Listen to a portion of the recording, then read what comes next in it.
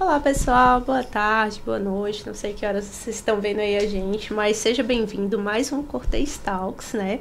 E aí nesse mês de setembro, né, o mês de apoio à vida, a gente está trazendo aqui duas convidadas muito especiais, né, para falar um pouquinho em relação à saúde mental, né? E aí a gente está aqui com a Cíntia, advogada, psicóloga, e a Camila Aguiar, que é estudante de psicologia e também extensionista de um projeto muito bacana, que é o Pra Vida. E hoje as meninas vão falar um pouquinho, né, da importância desse cuidado da saúde mental, falar um pouquinho também em relação ao projeto Pra Vida, que é muito bacana. Vem com a gente!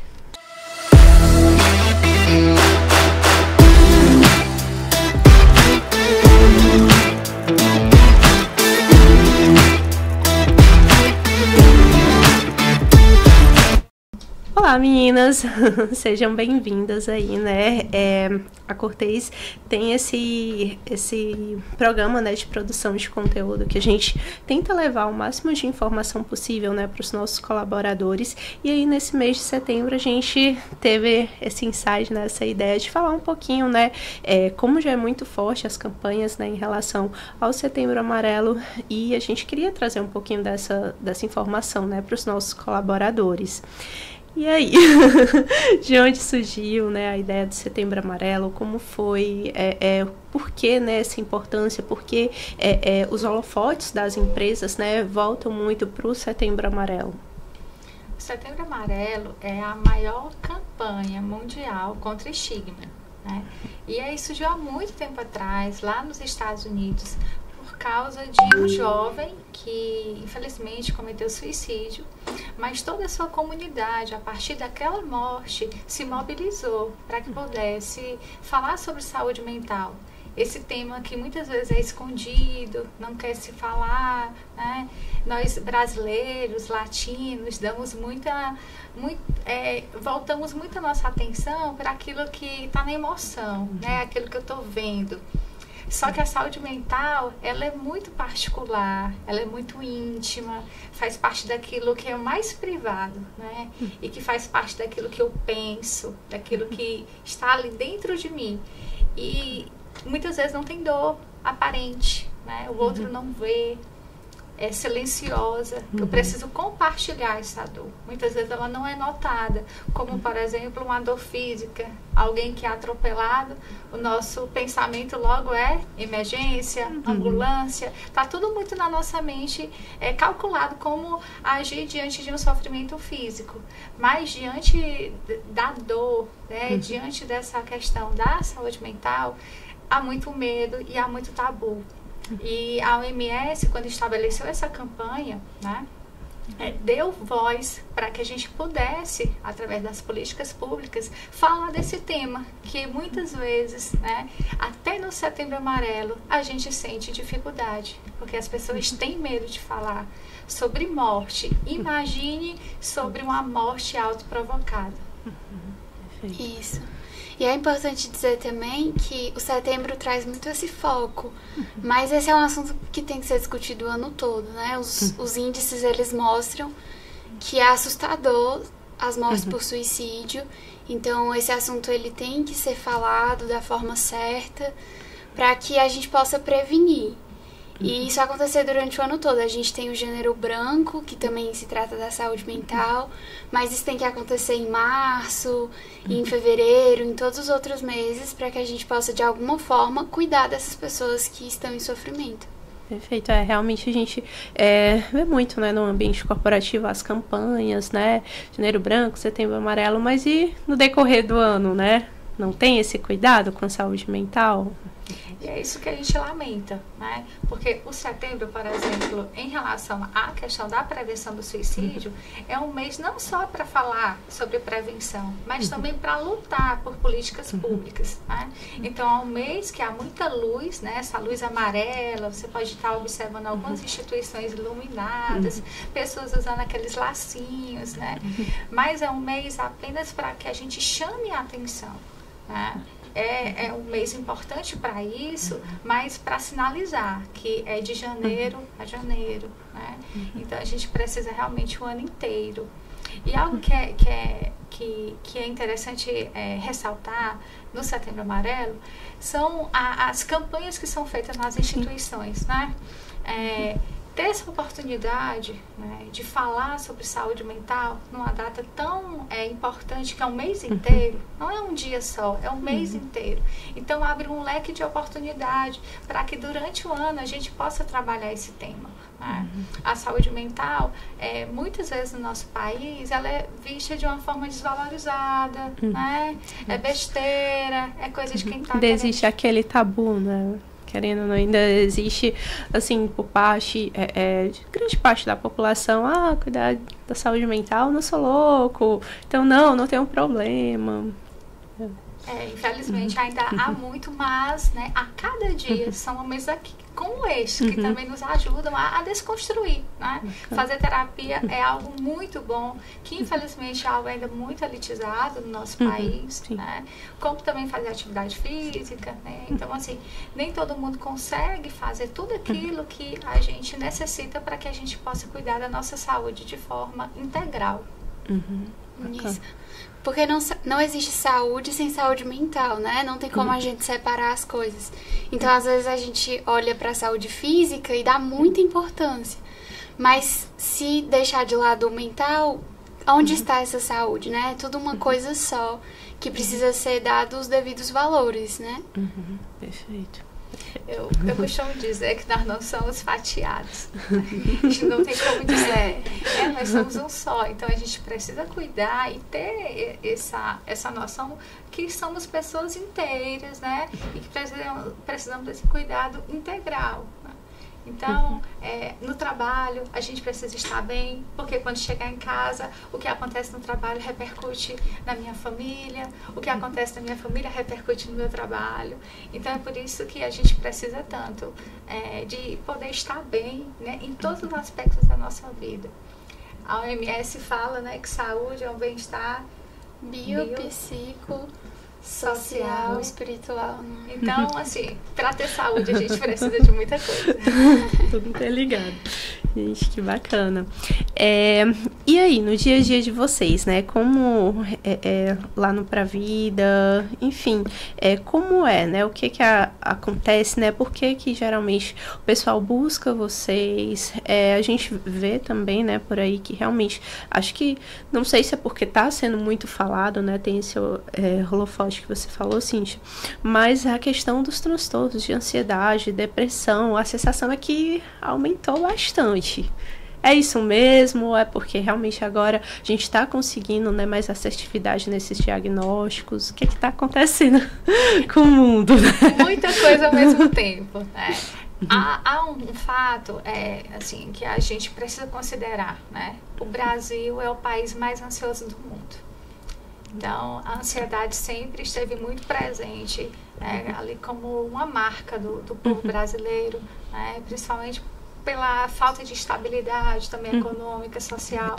Tudo isso interfere, né? Como a gente falou, nós não somos fatiados, nós somos integrais. Então, há toda essa questão, né, já da ansiedade no Brasil.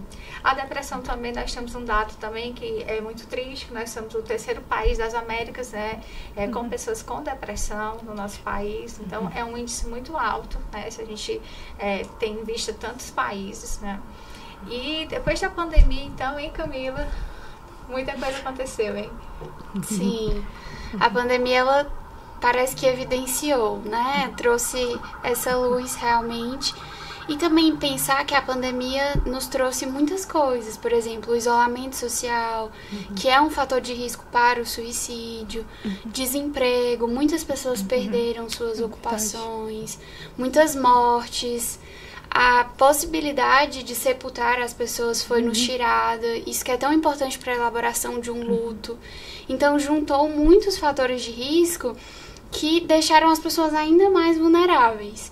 Então, diante desse caos, né, que a gente viveu, que passou do nosso controle, não se tratava, né, de algo que a gente podia controlar, mas que a gente vê as consequências que muitas vezes são muito difíceis, né? E provocaram muito sofrimento. E até hoje a gente colhe as consequências e durante os próximos anos os estudos mostram, né? As crianças foram afetadas por isso, os adolescentes, os trabalhadores, muitos perderam o emprego, mas muitos precisaram ficar distantes, né? Então, foram muitas mudanças ao mesmo tempo que são fatores de risco para o suicídio. Então, isso também precisa ser considerado.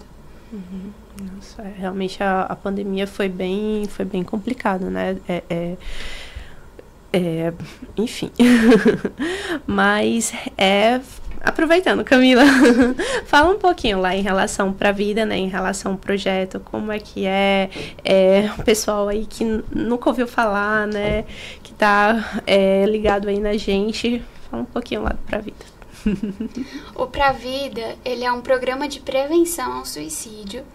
Ele surgiu em 2004 e é ligado ao UFC. É coordenado pelo Dr. Fábio, que é o nosso psiquiatra, junto com a doutora Luísa e toda a equipe. É uma equipe interdisciplinar, então nós contamos com profissionais da psicologia, da medicina, da enfermagem, do serviço social. E é ligado ao UFC. Então, o Pra Vida, ele tem um tripé, que é ensino, pesquisa e extensão. A gente funciona não só com os atendimentos, mas, por exemplo, com palestras, que é algo que não fazemos só no mês de setembro, durante o ano inteiro, com capacitações para os estudantes que estão chegando, que serão extensionistas.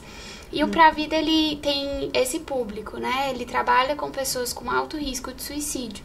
E um dos nossos objetivos é tirar essas pessoas do alto risco para o baixo risco. Restabelecer o bem-estar, de alguma forma, ser um suporte para aquela pessoa que tem enfrentado essa dificuldade, tem tido ideações e comportamentos suicidas. Perfeito. A gente sabe, né, a gente assim, em contato, né, com alguns colaboradores no dia a dia, né, contato com alguns clientes, enfim, né, o quanto a rotina do dia a dia é estressante, enfim, pode, como a doutora falou, né, não dá para separar, né, minha parte aqui é no trabalho, minha parte aqui é em casa, qual o estilo de vida, né, ideal, digamos assim, para a gente poder realmente levar ali uma saúde mental estável, saudável. O que tem que acontecer nesse dia, o que a gente deve considerar, né, aí ao longo do dia a dia, para se manter o máximo ali, um pouco distante ali, enfim, da ansiedade, da depressão. Não sei se foi claro. Foi sim, uma pergunta muito profunda, né? E a gente não consegue responder assim com tanta assertividade em pouco tempo, né? Eu acho que nem minha vida inteira eu acho que eu não consigo, porque realmente é algo assim que levar um estilo de vida saudável vai depender muito de cada indivíduo. O que é saudável, né, para aquela família? Por exemplo, para a minha família, né? Eu tenho um filho com deficiência, então é um estilo diferente, nós temos demandas diferentes. E os colaboradores também aqui da empresa, cada um tem demandas diferentes, né? Mas algo que a gente precisa priorizar, né, são os nossos pensamentos. Quanto mais eu tenho pensamentos funcionais, o que são esses pensamentos funcionais, Cíntia? Eu não estou falando de pensamento positivo. Você vê ali a casa caindo e dizendo vai ficar em pé, vai dar certo. Não é isso. É você julgar com assertividade o que está acontecendo com você, com as pessoas no seu meio, né? Então, a gente começar pelo pensamento é algo fundamental. Há um teórico que eu gosto muito, né, que é Viktor Frankl. E ele esteve preso, ele psiquiatra, esteve preso nos campos de concentração.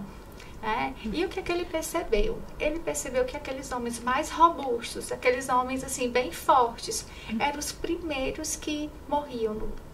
E aqueles que eram mais fracos, né, fisicamente, mas que tinham o seu autoconhecimento desenvolvido, eles conseguiram passar mais tempo vivos no campo de concentração. Ou seja, se eu tenho os meus pensamentos, se eu tenho um autoconhecimento, eu posso ter liberdade, mesmo numa prisão. Então, é muito importante a gente se conhecer, né? E a gente ter ciência do que a gente gosta, né? Do que é benéfico para mim. Então, quando eu me conheço, é mais fácil eu entender o outro, eu julgar uma situação e um contexto, né? Entender qual é o estilo de vida que para mim é mais saudável, né? Nós precisamos de atividade física, mas é que eu gosto diferente do que você gosta, né? A gente precisa de relações saudáveis, mas há grupos que eu prefiro me relacionar, você também, né? Todos nós precisamos de uma ligação com o sagrado. Por exemplo, eu sou cristã, então para mim a igreja evangélica, né? Que é onde eu frequento, mas para um colaborador é outro local, onde ele se sente acolhido, onde ele tem um nome, onde ele tem uma identidade. Então, é muito importante a gente centrar no indivíduo, né? E não querer fazer as coisas no coletivo. A gente tem que pensar no individual, na família, né? Então, o que é melhor para você, né? Que é diferente do que é para mim. Eu acho que a gente pensar dessa maneira individualizada, né? Acho que é um bom caminho. As particularidades aí de cada um, né? Perfeito. Então, em relação às empresas, né? Puxando um pouquinho mais aí para as demandas, né, de vocês, que vocês recebem. O ambiente organizacional, né? Até que ponto vocês acham, né, que o quanto isso, né, é importante para a empresa, né? Desenvolver projetos, desenvolver realmente esse lado da cultura voltado para a saúde mental, né? Para o bem-estar da saúde mental do colaborador. Né? Qual a visão de vocês em relação a isso? Hoje, né, é uma tecla muito forte que o mundo corporativo vive, né, em relação às culturas, né, das empresas. E aí, isso é só marketing, é só propaganda, ou realmente investir nesse ambiente é propício, né, para o colaborador, realmente faz uma diferença? E sim, né? O clima organizacional, né, faz uma diferença em cima do trabalhador. Então, se eu estou num ambiente onde eu me sinto principalmente validado, reforçado, é um local onde as pessoas percebem as minhas habilidades, me ajudam a fortalecê-las, né? E me ajudam na minha dificuldade, onde aquele ambiente me proporciona ainda cultura, lazer. Então, tudo isso faz parte, né, do bem-estar do trabalhador. Então, estar na empresa, né, como a gente falou, nós não somos fatiados. Então, a gente precisa ser contemplado nas nossas outras áreas, né? E não ver apenas como uma mão de obra, né, mas como um ser humano. Então, ali não é só a mão de obra, é um sujeito que tem uma família, que tem uma história, que precisa de olho no olho, né? Que você não é só um número, não é apenas uma carteira ali assinada, né? E que não representa apenas um produto. Então, olhar esse trabalhador nessa perspectiva, né? Onde nós estamos num trabalho, mas não é só trabalhadores, nós somos seres humanos se encontrando. E é por isso que a gente precisa falar de saúde mental no trabalho. Porque no trabalho também tem adoecimento. E no trabalho as pessoas também dão sinais. E é por isso que o colega de trabalho também pode ser alguém super importante, um guardião da vida do outro. Isso. Pensando também que o trabalho é o lugar onde a maior parte das pessoas passa a maior parte do tempo, né? Se a gente considerar o deslocamento, a gente mora em Fortaleza, uma cidade super povoada, que tem muito engarrafamento, precisa sair de casa bem mais cedo, a carga de horário de trabalho, o tempo de deslocamento para casa. Então aí já consumiu muito tempo do dia, passa mais tempo no trabalho do que em casa. Isso também é importante para a gente pensar que esse lugar precisa atender minimamente ali as condições do indivíduo, né? Tanto de saúde mental, quanto dele conseguir construir relações que sejam significativas, que de alguma forma também seja um fator protetivo para a saúde mental dele. E de que, pensando nesse colaborador, está pensando em uma vida, como a Cíntia falou.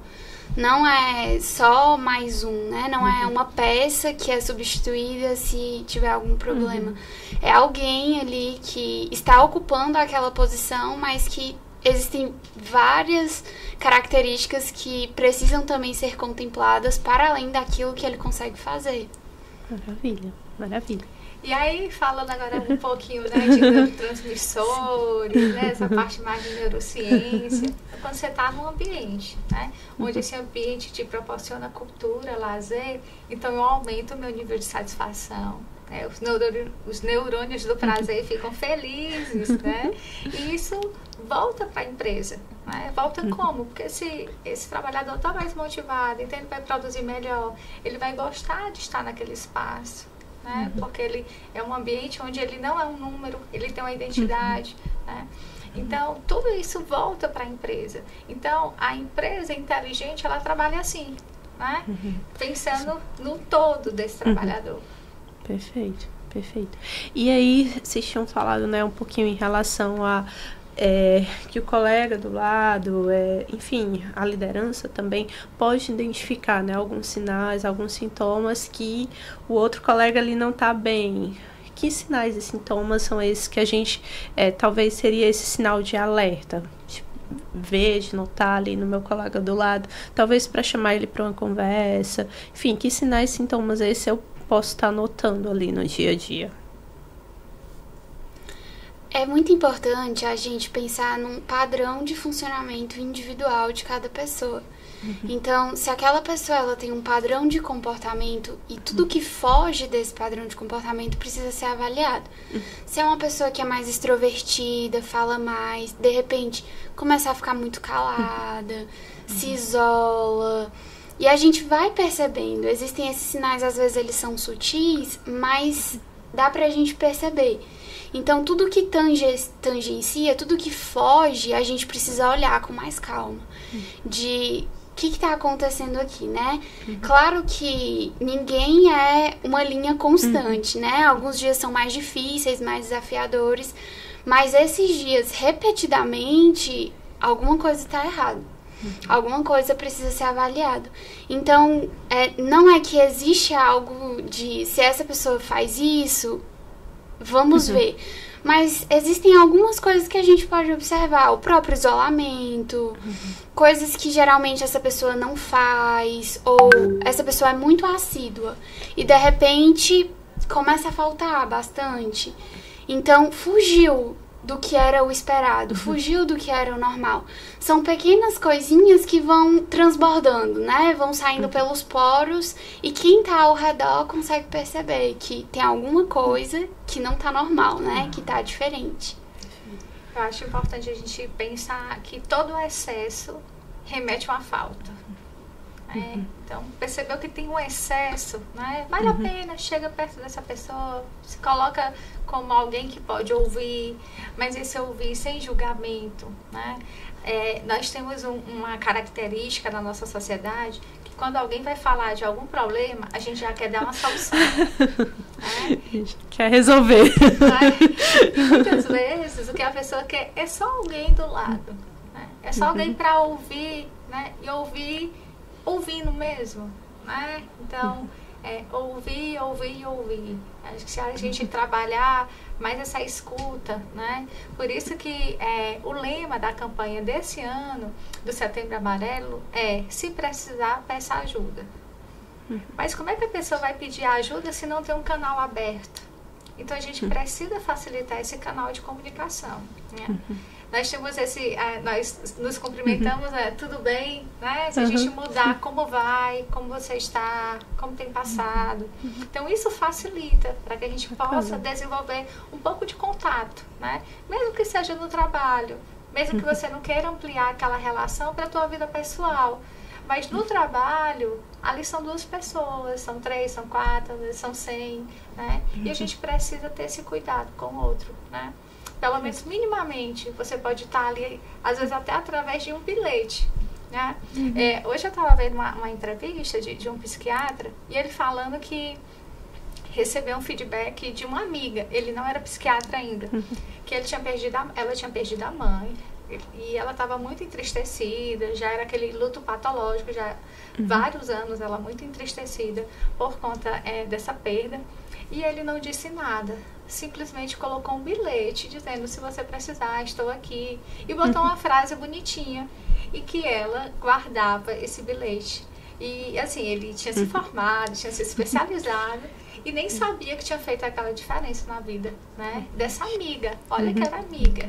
Né? Então, se colocar nesse movimento de cuidado, muitas vezes são com atitudes pequenas. né? A gente às vezes acha que vai mudar a vida do outro, a gente tem que fazer uma grande coisa, né? E muitas vezes são pequenas coisas, é um olhar, você quer uma água, perceber que você está triste, quer um café, né? Mostrar que tem cuidado com o outro, para que aquela pessoa, quando estiver passando por um momento difícil, ela lembre de você e peça ajuda. Perfeito.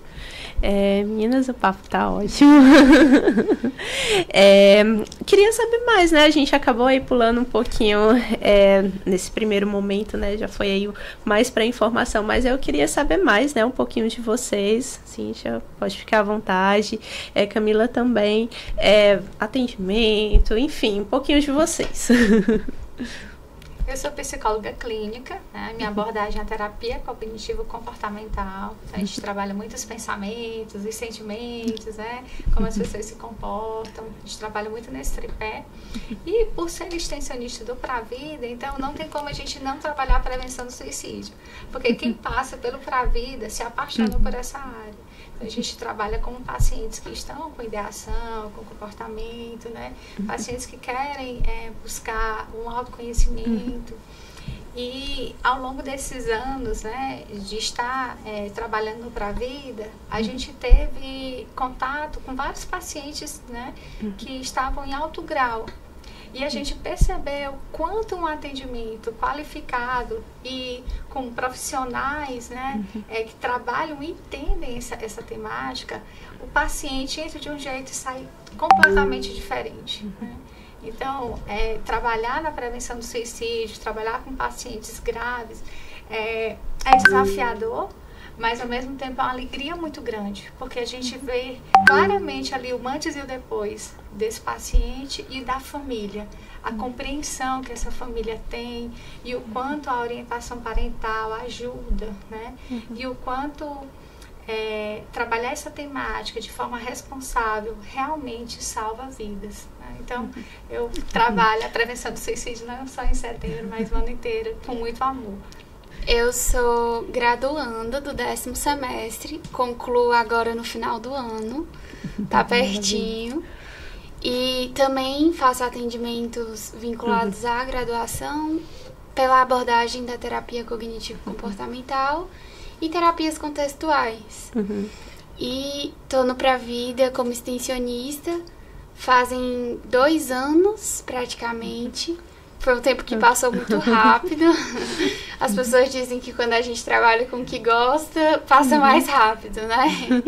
E é isso mesmo. Apesar de ser uma temática bem desafiadora, a gente consegue encontrar sentido quando encontra uma pessoa por trás daquela dor, daquele sofrimento. E de que vale a pena, né? Lutar junto com aquela pessoa para que ela, de alguma forma, consiga encontrar sentido na vida e encontrar uma vida que vale a pena ser vivida. Então, faz mais ou menos isso. Entrei junto com a Cíntia, mais ou menos. Ela teve um pouquinho afastada. E é essa a nossa trajetória lá. Maravilha. Meninas, quero muito, né, agradecer a presença de vocês, né, terem disponibilizado aí esse tempinho para esse bate-papo. Como a gente conversou lá no começo, né, a saúde mental, como vocês falaram, realmente não é só no Setembro Amarelo, né, nem no Janeiro Branco, né, que a gente possa trazer cada vez mais, né, colocar aí esse holofote para a importância disso no dia a dia das pessoas, né, do dia a dia dos colaboradores, né, nesse ambiente corporativo que tantas vezes é tão estressante, desgastante ali a rotina, como a Camila falou, às vezes a gente passa mais tempo ali no trabalho do que na nossa própria casa, e aí esse cuidado com a saúde mental, né, realmente se faz necessário. Então, quero muito agradecer, né, aí vocês terem disponibilizado esse tempinho pra gente, foi um papo muito bacana, quero vocês de novo aqui, certo? Se quiserem deixar o contato, fiquem à vontade, deixarem as redes sociais, fiquem à vontade. O meu Instagram é Cíntia Sá, psicóloga, né? Tem um Y no segundo, que seria o segundo I, né? E o meu telefone, o DDD é 86, mas eu moro aqui no Ceará há quase 7 anos. É 86-9952-8426. Pois já vai estar. O meu Instagram é Camila Aguiar. E a gente queria deixar o contato do Pra Vida também, né? Que é @PraVidaUFC. Lá no próprio Instagram do Pra Vida tem todas as informações. Então tem o link pro contato, que direciona pro WhatsApp, pro e-mail. Então, se você estiver assistindo essa palestra e trabalhar em outro local e tá assistindo aqui o podcast, quer levar para a empresa, a gente faz essa articulação, não só em setembro, como a gente conversou, né? E também tem vários conteúdos legais, informativos no nosso Instagram, que podem ser acompanhados. Eu queria só deixar o telefone do Pra Vida, que é o DDD 85, né? 98400-5672. Pronto, isso. Perfeito. Pois já vai ficar lá na nossa legenda, na nossa descrição. Gente, é isso, né? Acho que foi um bate-papo muito enriquecedor aí, né? Que a gente conseguiu aí muitas informações com as meninas. E é isso. Qualquer dúvida, a gente fica à total disposição. Até o próximo Cortez Talks. Tchau. Tchau.